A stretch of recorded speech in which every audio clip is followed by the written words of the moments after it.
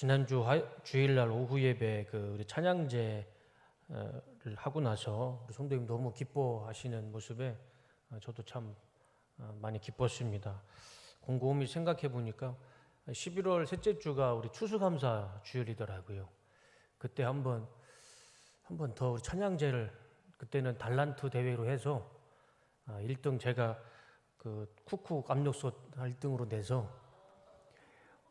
그럼 저도 나가겠습니다. 제가 1등 하면 되잖아요. 그래서 너무 좋아하시고 기뻐하셔서 우리 11월 셋째 주는 우리 찬양 대회를 달란트 대회를 하면 어떨까 싶어요. 그래서 그때는 찬양도 하시고 우리 집사님 중에 한 분이 도전을 받으셔서 쇼미더머니라고 혹시 아시나요? 래퍼를 좀 준비하고 있답니다. 랩을 준비하고 있답니다. 네. 대회를 좀 해야 될 것 같습니다. 그래서 추수감사주일날 우리 감사하는 마음으로 오후 예배 때 한번 그런 행사를 한번 계획해 보도록 하겠습니다. 짐승과 사람을 숭배하는 자의 최후라는 제목으로 오늘 16장 1절부터 21절까지의 말씀을 보도록 하겠습니다.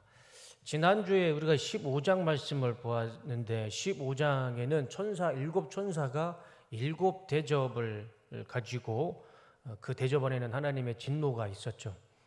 그리고 그 일곱 개의 대접, 일곱 개의 진노가 이제 마지막 재난이고 재난의 완성이다라고 말씀을 드렸습니다. 그리고 그 일곱 개의 대접과 일곱 개의 재난이 오늘 우리가 읽었던 16장 1절과 21절의 말씀이죠. 그리고 그 하나님의 심판이 17, 18, 19, 20장까지 계속 하나님의 진노와 심판이 있습니다. 그리고 21장에 새 하늘과 새 땅이 열리고 22장에 요한계시록이 마치게 됩니다. 그래서 오늘은 16장에 나오는 이 일곱 개의 대접에 담겨 있는 하나님의 일곱 개의 재난과 또 진노가 무엇인지 말씀을 드리고 설교를 마치고자 합니다. 첫 번째는 1절과 2절입니다. 나는 또 성전에서 큰 음성이 울려오는 것을 들었는데 그 음성이 일곱 천사들에게 이르기를 가서 하나님의 진노가 담긴 일곱 대접을 땅에 쏟아라 하였습니다. 일곱 천사가 일곱 대접을 땅에 쏟죠. 첫 번째 천사가 나가서 그 대접을 땅에 쏟으니 짐승의 표를 받은 자들과 그 짐승 우상에게 절하는 자들에게 아주 나쁜 종기가 생겼습니다. 이 첫 번째 천사, 첫 번째 대접에 담겨져 있는 하나님의 진노였습니다. 내려주세요. 하나님은 짐승의 표를 받은 자, 그리고 그 짐승을 숭배하는 자, 똑같이 우상 숭배로 하나님이 심판을 하십니다.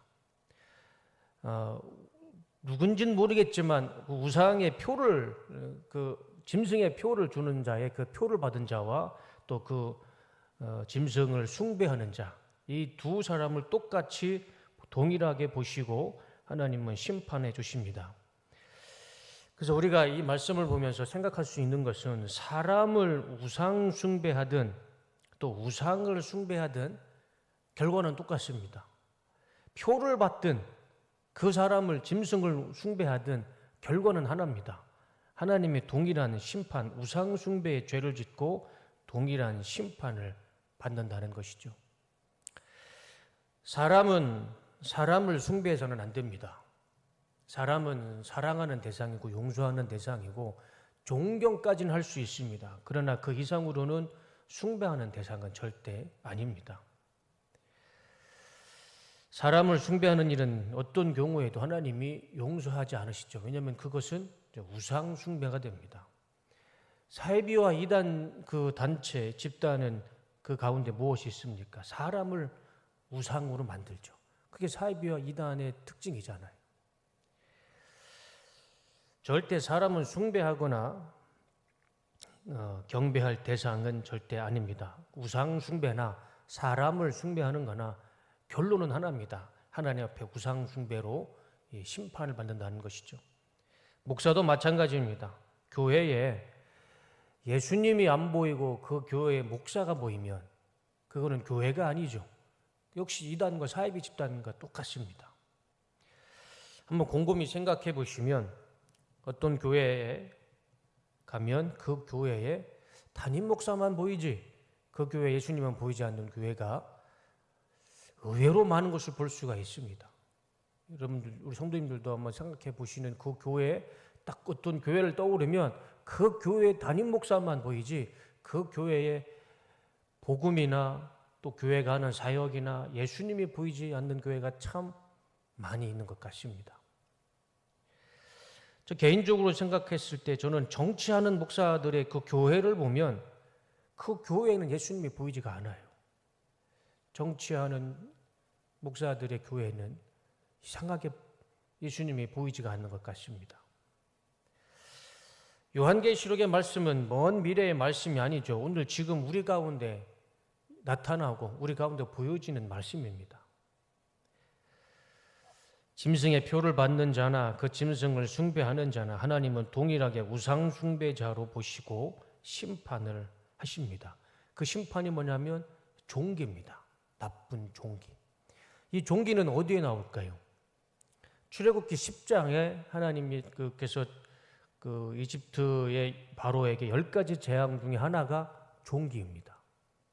이 종기는 피부에 어떤 악성 종기가 난다고 생각하지 마시고 이 종기 자체가 하나님의 진노이고 하나님의 심판입니다. 그래서 짐승과 사람을 숭배하는 자, 우상 숭배하는 자는 동일하게 하나님이 심판하십니다.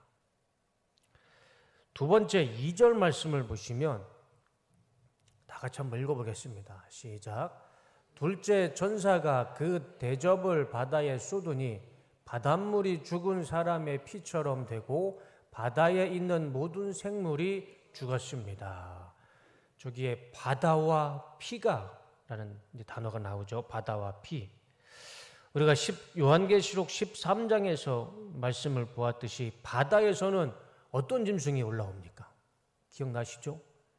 바다에서 올라오는 짐승은 이 세상 권력을 잡은 짐승입니다. 세상 권력자죠. 그러니까 바다에서 올라오는 짐승, 그러니까 하나님을 대적하는 세상의 권력자가 이 바다에서 나오죠. 그런데 이 바다가 피로 물들이고 그 바다에 살고 있는 생물들이 다 죽습니다. 그래서 이 구절을 어떤 주석에는 로마 교황이 지배하는 그런 지역과 나라와 통치 구역을 이야기를 합니다. 이건 제 이야기는 아니고 주석에 그렇게 나와요. 이 로마 교황. 왜냐하면은 하나의 견해일 뿐이지만 실제로 로마 교황은 종교 지도자이지만 그 교황이 갖고 있는 권력은 종교 지도자 이상의 권력을 갖고 있죠. 한 나라의 왕이기도 하고 대통령이기도 하고 군주기도 하고. 그래서 교황이 이 바다에 나오는 짐승이다라고 이야기를 하지만 그건 하나의 견해일 뿐이지 이게 사실이라고는 볼 수는 없을 것 같습니다. 요한계시록 13장 1절과 2절 말씀을 보면 내가 보니 바다에서 한 짐승이 올라오는데 여기서 바다에 짐승이 올라옵니다. 그 짐승은 그 머리에는 신성모독하는 이름이 있더라. 하나님을 신성모독하는 그 짐승입니다. 그러니까 세상 권력자죠. 하나님을 반대하고 하나님을 대적하는 세상 권력자들. 그래서 그 세상 권력자 하나님을 대적하는 이 바다, 거기에 피가 변하고 거기에 살고 있는 바다의 생명이 죽었다. 이것은 이렇게 해석을 합니다. 하나님을 대적하는 짐승과 그 권세를 숭배하는 사람들, 그 사람들 우상 숭배자들의 심판과 죽음을 의미하는 것이다 라고 생각해 볼 수가 있을 것 같습니다. 그리고 세 번째 4절과 7절 말씀인데 4절과 7절 셋째 천사가 그 대접을 강과 샘물에 쏟으니 물이 피가 되었습니다. 두 번째 진노와 세 번째 진노가 비슷하죠. 두 번째 하나님의 진노는 바다가 피로 변하고 세 번째 진노는 샘물과 물이 피로 변합니다. 그러니까 두 번째 진노가 이어져서 세 번째 진노가 하나님의 진노가 이어지는 것이죠. 출애굽기 7장 17절과 19절 말씀을 보시면 이 물의 피로 변하는 것이 또 나오죠. 출애굽기 때 하나님께서 10가지 재앙 중에 하나가 이 물이 피로 변하는 것입니다. 19절에 보면 여호와께서 또 모세에 이르시되 아론에게 명령하기를 내 지팡이를 잡고 내 팔을 애굽의 물들과 강들과 운하와 못과 모든 호수 위에 내밀라 하라. 그것들이 피가 되리니. 그러니까 나일강의 그 강물도 피로 변하고 이집트에 있는 물이라는 물은 다 피로 변했습니다. 이것은 하나님의 심판이죠. 하나님의 진노입니다. 오늘 본문의 이 4절 말씀도 똑같이 강물과 샘물이 피로 변하게 됩니다. 이 피는 이 출애굽기 10장 말씀처럼 하나님의 진노와 심판을 의미하죠. 그래서 짐승과 사람을 숭배하는 우상 숭배자에게 내리는 하나님의 이 피의 심판과 진노를 생각해 볼 수가 있습니다. 그러나 성경에는 이 피에 대한 이 심판과 진노가 있지만 또 우리 신약 성경에는 이 피는 또 다른 의미가 있습니다. 그것이 어떤 의미일까요? 어린 양의 피, 똑같은 피인데 하나님의 진노와 심판과 사망의 피가 있고 또 하나는 어린 양의 피로서 생명을 살리는 피가 또 있습니다. 에베소서 1장 7절 말씀에 보면 우리는 그리스도 안에서 그의 은혜를 풍성함을 따라 그의 피로 말미암아 속량 곧 죄사함을 받았느니라. 예수님의 피로 우리는 죄사함을 받았습니다. 요한일서 1장 7절 그가 빛 가운데 계신 것 같이 우리도 빛 가운데 행하면 우리가 서로 사귐이 있고 그 아들 예수의 피가 우리를 모든 죄에서 깨끗하게 하실 것이요. 예수의 피가 우리를 모든 죄에서 깨끗게 하십니다. 로마서 5장 9절 그러면 이제 우리가 그의 피로 말미암아 의롭다 하심을 받았으니 더욱 그로 말미암아 진노하심에서 구원을 받을 것이니. 우상 숭배자는 하나님의 진노하심을 받을 거고 예수님의 피가 있는 자는 구원을 받게 될 것입니다. 골로새서 1장 10절 그 다음 말씀 보여주시면 그의 십자가의 피로 화평을 이루사 만물 곧 땅에 있는 것들이나 하늘에 있는 것들이 그로 말미암아 자기와 화목하게 되기를 기뻐하심이라. 우리는 예수님의 십자가의 피로 화평을 이루게 됩니다. 요한계시록 12장 11절 또 우리 형제들이 어린 양의 피와 자기들이 증언하는 말씀으로써 그를 이겼으니 그들은 죽기까지 자기들의 생명을 아끼지 아니하였도다. 우상 숭배자의 심판은 이 피, 하나님의 심판과 죽음과 사망의 심판의 피의 심판이 있습니다.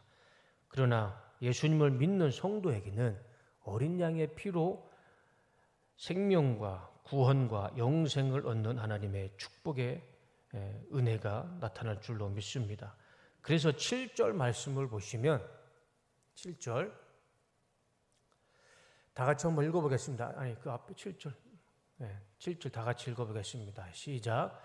또 내가 들으니 제단에서 그렇습니다. 주 하나님 전능하신 분 주님의 심판은 참으로 의롭습니다 하는 소리가 울려 나왔습니다. 하나님의 심판은 참되고 의롭습니다. 보시면 5절 말씀에도 내가 들으니 물을 주관하시는 천사가 말하기를 지금도 계시고 전에도 계셨던 거룩하신 주님 이렇게 심판하셨으니 주님은 의로우신 분이십니다. 하나님의 심판은 의롭고 또 참되고 의로운 심판을 주시는 하나님이 맞습니다. 왜 그럴까요? 짐승과 사람을 우상 숭배하는 자는 피의 심판이지만 그것은 죽음과 사망의 심판이고 어린 양의 피를 믿는 자는 구원과 영생과 천국의 심판을 주시기 때문에 하나님의 심판은 참되고 의로울 수밖에 없습니다. 네 번째 8절과 9절 말씀을 보시면 네 번째 천사가 이제 대접을 이제 쏟아내는데 해는 불로 사람을 태우라는 허락을 받았습니다. 그래서 사람들은 몹시 뜨거운 열에 탔습니다. 그러나 그들은 이 재앙을 지배하는 권세를 가지신 하나님의 이름을 모독하였고 회개하지 않았고 하나님께 영광을 돌리지 않았습니다. 이 네 번째 천사가 대접을 쏟았을 때 하늘에서 불이, 해는 불로 사람을 태우게 됩니다. 불, 연기, 유황, 이것은 요한계시록에 무엇을 상징하죠? 하나님의 심판을 상징합니다. 우리가 불의 심판을 생각해 보았을 때 여러 가지 경우의 수를 생각해 볼 수 있습니다. 불, 연기, 유황, 우리는 이미 우리 요한계시록 앞에 내용을 보면서 이 말씀 단어가 다 나왔습니다. 그 불과 연기와 유황은 다 하나님의 심판과 연결이 되어 있습니다. 이 불과 유황과 연기를 생각해 볼 때 이 세 가지를 다 조건을 만족시킬 수 있는 것이 무엇이 있을까요? 딱 한 가지밖에 없죠. 화산. 이 세 가지를 다 만족시킬 수 있는 것은 화산 혹은 지진 또는 전쟁이 해당이 될 것 같습니다. 불의 심판이 정확하게 무엇인지 그것을 의미하는 건지는 알 수가 없지만 그러나 한 가지 분명한 사실은 불의 심판이 있을지라도 불이 나타나고 연기가 나타나고 유황이 나서 사람들이 막 불에 타도 한 가지 분명한 사실은 9절 말씀 다시 한번 보여주세요. 아무리 불의 심판이 있는다 할지라도 그래서 사람들은 몹시 뜨거운 열에 탔습니다. 그러나 그들은 이 재앙을 지배하는 권세를 가지신 하나님의 이름을 모독하였고 회개하지 않았고 하나님께 영광을 돌리지 않았습니다. 아무리 불이 떨어지고 불이 타도 그 가운데서 하나님을 모독하고 회개하지 않고 하나님의 영광을 돌리지 않는 사람들은 어디에 또 있다라는 것이죠. 15번째 10절과 11절의 말씀을 보시면 다섯째 천사가 다섯 번째 대접을 부을 때 짐승의 왕자가 나옵니다. 짐승의 왕자에게 하나님의 진노의 대접을 쏟아냈죠. 그런데 저 짐승의 왕자는 어디에 있냐면 요한계시록 13장 1절과 2절 말씀을 보시면 저 왕자가 나옵니다. 2절에 용이 자기의 능력과 보좌와 큰 권세를 그에게 주었더라. 저기에 보좌가 나오죠. 저건 하나님의 보좌가 아닙니다. 짐승의 보좌예요.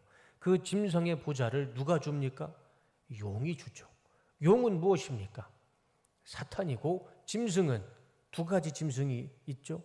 세상 권력을 잡은 짐승, 또 그 권력 잡은 자의 기생을 하고 있는 거짓 종교 지도자. 그 보좌입니다. 다시 10절과 11절 말씀을 보시면 용에게 받은 다시 그 다음 9절 10절과 11절 다음 화면 보여주세요. 다섯 번째 천사가 그 대접을 그 용이 준 짐승의 왕자에 있는 사람에게 쏟아 부으니까 어떤 일이 일어나냐면 짐승의 나라가 어두워집니다. 짐승이 통치하고 지배하는 나라가 어두워집니다. 이 어둠, 흑암은 또 어디에서 나오죠? 출애굽기 10장에 또 10가지 재앙 중에 하나가 흑암이죠. 이 흑암, 출애굽기 10장에 나오는 이 흑암 10가지 재앙 중에 하나였고 또 출애굽기 14장에 보면 이스라엘 백성들이 홍해 앞에서 징태양난에 처합니다. 홍해도 걸을 수 없고 뒤로 물러날 수도 없죠. 뒤에서는 바로 왕이 자기들을 이스라엘 사람들을 죽이려고 쫓아올 때 하나님이 어떠한 기적을 일으키십니까? 그 바로 군사에 흑암을 내리시죠. 그래서 그 바로 군대가 이스라엘을 더 이상 가까이 오지 못하고 하나님 홍해를 가르시고 이스라엘 사람들이 건너가게 됩니다. 그때에도 하나님이 흑암을 이 바로 군대에게 또 역사하십니다. 그래서 성경의 이 어둠과 흑암은 하나님의 심판과 진노를 의미하지만 또 다른 의미가 있습니다. 두려움과 공포가 있습니다. 이게 성경의 어둠과 흑암의 의미죠. 그래서 10절과 11절 말씀을 다시 한번 보시면 짐승의 나라가 어두워졌어요. 그럴 때 사람들이 어떻게 합니까? 사람들은 괴로움을 못 이겨서 자기들의 혀를 깨물었습니다. 흑암과 어두움의 사람들이 스스로 괴로움에 몸부림을 치게 되죠. 그래서 다음 11절 말씀. 그들은 아픔과 부스럼 때문에 하늘의 하나님을 모독하였습니다. 그러나 그들은 자기들의 행동을 회개하지 않았습니다. 여전히 아무리 흑암이 있고 불이 떨어지고 두려움과 공포가 있더라도 여전히 하나님을 모독하고 회개하지 않는 사람들은 여전히 있다라는 것이죠. 이 말씀은 지금도 우리 가운데 그대로 나타나는 또 역사하는 말씀이죠. 우리 삶 가운데 하나님의 흑암과 어둠이 있고 두려움과 공포가 있을지라도요, 끝까지 하나님을 모독하는 사람이 있고 회개하지 않는 사람들이 있습니다. 내 삶에 아무리 어둠이 있고 두려움 있고 공포가 있더라도요, 결국은 하나님을 모독하고 자신의 죄를 절대 인정하지 않는 것. 지금도 이 말씀은 우리 가운데 그대로 나타나고 있는 말씀이죠. 여섯 번째 12절과 16절의 말씀입니다. 여섯째 천사가 대접을 큰 유프라데스 강에 쏟자 강물이 말라 동방에서 오는 왕들의 길이 열렸습니다. 이 문맥상 이게 앞뒤가 맞지 않는데 이 12절의 말씀은 우리가 저 말씀의 역사성을 좀 생각해 봐야 될 것 같아요. 유프라데스 강이 어디냐면 위치가 지도상으로 보면 이렇습니다. 가운데 보면 유프라데스 강이 있고 그 빨간색 실선이 바로 유프라데스 강의 물줄기입니다. 보시면 흑해에서 저기 수산 갈대 우르까지 그 강줄기가 이어지죠.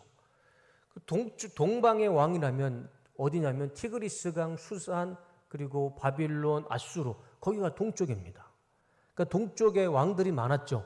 구약 성경 보면 아수르도 있었고 페르시아도 있었고 바벨론도 있었고 수산도 있었고 그쪽 지역의 동방의 왕을 의미하는 것이죠. 이 유프라테스 강을 기준으로 동쪽. 그래서 동쪽에 있는 동방의 왕들이 강물이 마르고 그 왕들이 온다. 이제 그 말씀으로 우리가 이해할 수 있을 것 같습니다. 그런데 우리가 이 말씀보다 13절과 14절의 말씀을 보시면 나는 또 용과 짐승과 거짓 예언자의 입에서 개구리 같은 더러운 새 영이 나오는 것을 보았습니다. 이 개구리 같은 더러운 세 개의 영을 보게 됐죠. 개구리는 또 어디서 나옵니까? 출애굽기 10장 10가지 재앙이 다 나와요. 그 중에 하나가 또 개구리의 재앙이잖아요. 이 개구리는 출애굽기 10장에 나오는 하나님의 심판이고 재앙인데 레위기 11장에 보면 수중 생물의 지느러미와 비늘 없는 것은 너희가 혐오할 것이다 라고 하나님께서 말씀하십니다. 그러니까 수중에 살고 있는 지느러미와 비늘이 없는 것들은 너희들은 혐오해라. 부정한 것들로 하나님이 말씀하십니다. 그래서 유대인들은 개구리를 부정한 것으로 또 속이는 영으로 상징할 때 이 개구리를 사용하고 묘사를 합니다. 그래서 14절의 말씀을 보면 이 개구리의 정체를 정확하게 설명하죠. 그것들은 기적을 행하는 귀신들의 영입니다. 개구리 같은 더러운 새 영은 기적을 행하는 귀신들이라 정확하게 그 정체를 이야기해 줍니다. 그런데 그 개구리 같은 더러운 세 개의 귀신이 어디에서 나오냐면 다시 한번 13절 말씀을 보여주세요. 그 개구리 같은 영이 어디서 나오느냐? 용과 짐승과 거짓 예언자 입에서 개구리 같은 더러운 새 영이 나오는 것을 보았습니다. 세 개의 대상. 용은 뭡니까? 사탄이죠. 짐승은 무엇입니까? 바다에서 나온 짐승. 하나님을 대적하는 세상의 권력자이고 예언자, 거짓 예언자, 그것은 땅에서 올라오는 거짓 종교 지도자들, 거짓 예언자들, 그들의 입에서 더러운 개구리 같은 더러운 귀신의 영이 나온다라는 것이죠. 거짓 예언자들도 그 속에 있는 귀신이 14절 말씀처럼 능력을 또 행하게 됩니다. 그건 분명한 사실이죠. 우리가 잘 모르는 사실이 있는데 제임스 정명석 이 사람이 어느 순간에 이 제임스가 폭발적으로 부흥을 합니다. 근데 그 시점이 어디냐면 이 정명석이가 병자를 치유합니다. 병자를 치유해요.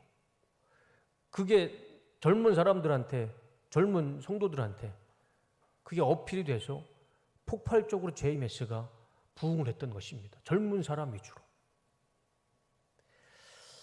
저랑 똑같이 비슷하게 뒷부분 이름이 똑같은 목사가 있죠. 누가 있나요? 귀신을, 우리 대한민국에서 귀신 논하면 떠오르는 사람. 예, 이기동이 아니고 김기동입니다. 김기동의 이 베리아 귀신론을 들어보시면 다 귀신이 한 얘기예요. 그리고 김기동 목사도 귀신을 쫓는 축사 집회를 많이 합니다. 땅끝 예루살렘 성도단 이초석, 예전에 박보검인가요?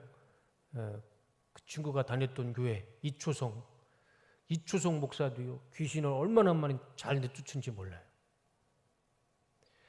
그런데 제가 이초석 목사가 귀신 쫓는 영상을 보고 제가 일전도 말씀을 드렸지만 그 귀신을 내쫓을 때 그 귀신이 뭐라고 합니까? 나는 이 사람 시어머니고 시아버지고 고조 증조 할아버지 할머니다. 그 말은, 그 귀신의 말을 우리가 고지고대로 믿어서는 안 되죠. 귀신의 정체가 무엇입니까? 거짓의 합이잖아요. 그러니까 거짓 예언자들도 그 속에 있는 귀신이 귀신을 쫓아내기도 합니다. 그렇다고 우리가 분별을 잘해야 될 것 같아요. 목사라고 귀신 내쫓는다고 그게 정말 하나님의 역사일 수도 있지만 또 그 반대의 경우도 있다라는 것이죠. 우리가 참 분별을 잘 해야 될 것 같습니다. 다 귀신이 나가고 다 귀신이 내쫓는다고 그게 좋은 건 아닌 것 같습니다. 분별을 잘해야 될 것 같아요. 무당도요, 귀신 내쫓습니다. 무당도 귀신 내쫓는데 귀신 내쫓는다고 그게 다 하나님의 역사는 아니라는 것이죠. 14절 말씀을 보시면 그것들은 기적을 행하는 귀신들의 영입니다. 보세요. 기적을 행하는 귀신들이 있다는 것이죠. 그 영들은 전능하신 하나님의 심판날에 있을 전쟁을 위하여 온 세계의 왕들을 모으려고 나갔습니다. 누가요? 용, 짐승, 거짓 예언자들이 개구리 같은 더러운 귀신이 있는 그 세계에 666의 짐승을 가지고 있는, 표시를 가지고 있는 그들이 하나님을 대적하고 하나님과 싸우겠다고 온 세계 왕들을 모으러 나갑니다. 그래서 16절 말씀을 보시면 16절, 그 새 영은 히브리 말로 아마게돈이라는 곳으로 왕들을 집결시켰습니다. 아마게돈이라는 단어 많이 들어보셨죠? 이 세계의 짐승의 숫자를 가진 이 용과 짐승과 거짓 예언자들이 아마게돈이라는 곳에 세상의 왕들을 집결시켜 놓고 마지막 날 하나님과 싸우겠다고 왕들을 집결시킨다는 것이죠. 저 아마게돈이라는 곳이 지금도 있습니다. 저거는 지역의 이름이죠. 사진을 보여주시면 저기가 아마게돈입니다. 다른 말로 무깃도라는 곳이죠. 무깃도. 저 무깃도의 저기 자세히 보면 저게 성입니다. 성. 그러니까 고대의 이스라엘 성이고 고대 도시였어요. 저기가 아마게돈이고 저기가 무깃도입니다. 그런데 생각해 보시면 세상의 왕들이 저기에 모여서 하나님을 대적할 수 있을까? 그럴 수는 없죠. 그래서 이 아마게돈이라는 것은 지역으로 해석하는 것이 아니라 이 아마게돈은 세상 모든 것을 의미하고 또 하나님과 이 세계의 이 짐승의 표시를 갖고 있는 이 세력과의 싸움 자체를 아마게돈이라고 의미를 이렇게 해석하는 것이 맞는 것 같습니다. 그래서 이 아마게돈을 뭐라고 하죠? 최후의 전쟁, 마지막 전쟁이라고 하는 것이, 그렇게 해석하는 것이 맞는 것 같습니다. 그리고 마지막 17절과 21절에 보면 마지막 천사가 7번째 대접을 쏟아붓습니다. 그때 성전 보좌에서 다 마쳤다 하는 큰 음성이 울려 나왔습니다. 그리고 천둥과 번개가 치고 큰 지진과 요란한 소리가 났는데, 그 지진은 땅에 사람이 생긴 이래로 일찍이 볼 수 없었던 엄청나게 큰 것이었습니다. 그리고 큰 성은 세 조각으로 나고 온 세계의 도시들도 무너졌습니다. 하나님은 큰 바벨론 성의 죄악을 기억하여 그분의 무서운 진노의 포도주 잔을 주어 마시게 하셨습니다. 20절. 그러자 모든 섬이 사라져버리고 산들도 자취를 감추어 버렸습니다. 또 무게가 약 50kg이나 되는 큰 우박이 하늘에서 쏟아져 사람들 위에 떨어졌습니다. 그 우박의 재난이 너무 엄청나서 사람들은 하나님을 저주했습니다. 이 17절과 21절, 마지막 천사가 대접을 공중에 쏟았을 때 하나님이 말씀하시죠. 다 마쳤다. 우리가 15장에 내려주세요. 15장의 말씀 가운데 마지막 7개의 이 진노를 했을 때 하나님이 완성시킨다라고 말씀을 드렸어요. 근데 마지막 천사가 이 대접을 쏟았을 때 하나님은 다 마쳤다라고 음성을 말씀해 주시죠. 그래서 이 음성이 들리자 천둥과 번개가 치고 지진이 일어나고 세계의 도시들이 무너지고 섬과 산들이 사라지고 한 달란트, 개역개정은 한 달란트인데 그것이 약 50kg 되는 우박이 땅에 떨어집니다. 완전히 세상이 다 사라지는 거죠. 그런데 이런 진노와 또 하나님의 이 심판이 있음에도 불구하고 21절 말씀 다시 한번 보여줘 보세요. 다 사라지고 다 무너지고 섬들도 다 사라져도요, 이런 어마어마한 하나님의 진노와 심판이 있어도 21절 마지막 절에 그 우박의 재난이 너무 엄청나서 사람들이 하나님께 회개하고 돌아오니라가 아니고 사람들은 하나님을 저주했습니다. 여전히 하나님을 저주하는 사람은 여전히 남아있다는 것이죠. 이렇게 16장은 끝나게 됩니다. 그래서 이 하나님의 7개의 저주와 심판 외에 또 다른 하나님의 심판이 이 17장과 18장, 19장, 20장까지 계속해서 하나님이 좀 더 객관적으로 구체적으로 하나님의 심판을 내리십니다. 그 중에 하나가 이제 성경에 보면은 창녀, 음란한 여자에도 하나님의 심판을 말씀해 주시죠.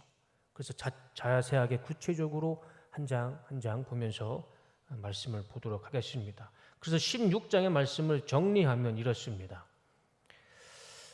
표로 보기 편하게 표로 정리를 하면 이렇습니다. 7대접의 재앙이 이렇습니다.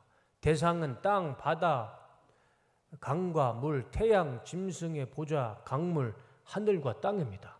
제가 지금까지 다 설명해 드렸던 말씀이죠. 심판의 도구는 질병, 피, 불, 흑암, 종기, 강물이 마르고 번개, 지진, 우박이 내리는 것이 하나님의 심판의 도구입니다. 그 결과는 참혹합니다. 첫 번째, 짐승을 경배하는 자들에게 종기가 생기죠. 두 번째, 바다 가운데 있는 모든 생물이 죽습니다. 세 번째, 우상 숭배자들의 사망의 심판을 내리십니다. 또 우상 숭배자에게 불의 심판이 있지만 회개하지 않습니다. 그리고 흑암과 종기의 심판에도 회개하지 않습니다. 귀신의 영들이 전쟁을 위해 세상 임금들을 모으게 됩니다. 그것이 아마겟돈이죠. 번개, 지진, 우박으로 심판을 받아도 회개하지 않습니다. 저것이 16장의 말씀의 내용입니다. 두 가지로 요약할 수 있어요. 우상 숭배는 하나님이 반드시 심판하신다는 것이죠.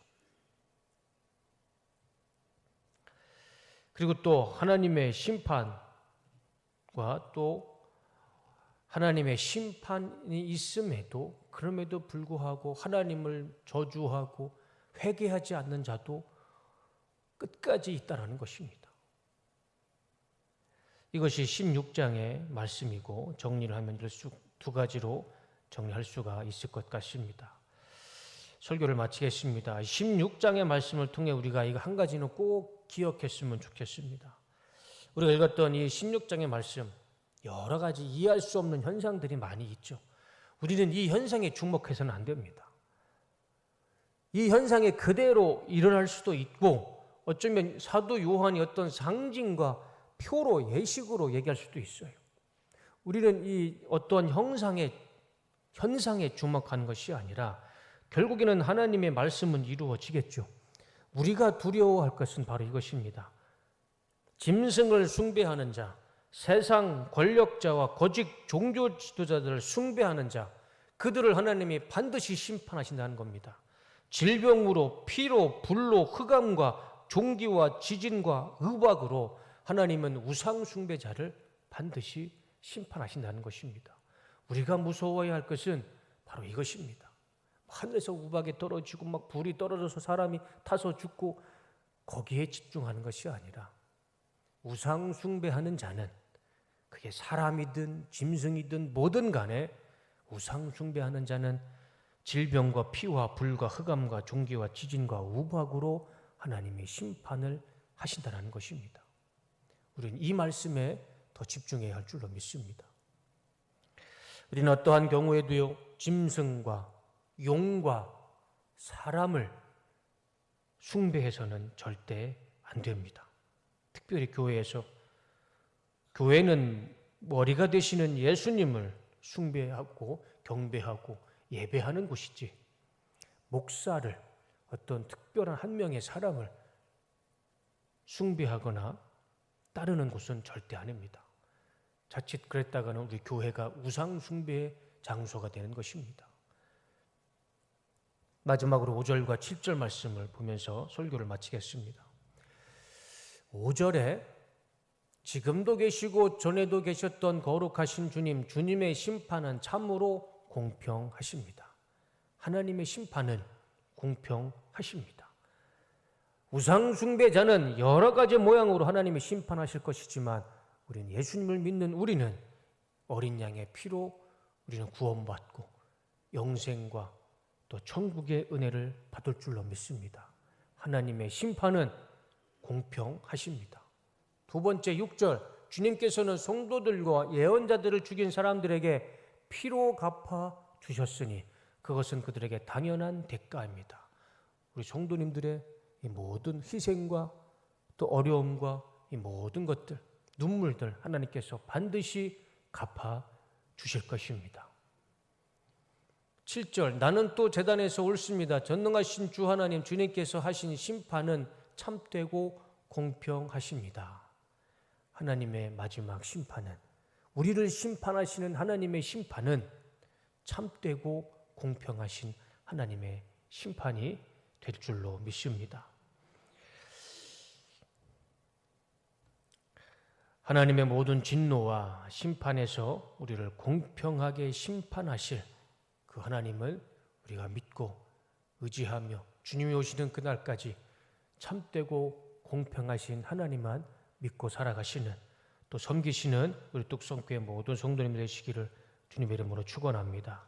그랬을 때 참되고 공평하신 하나님이 정말 하나님께서 이 땅에 오시는 날, 새 하늘과 새 땅이 열리는 그날에 하나님께서 우리를 심판하실 때 그리스도의 어린 양의 피가 있는 우리는 하나님께서 구원해 주시고 영생으로 하나님께서 공평하게 우리를 심판해 주실 줄로 믿습니다.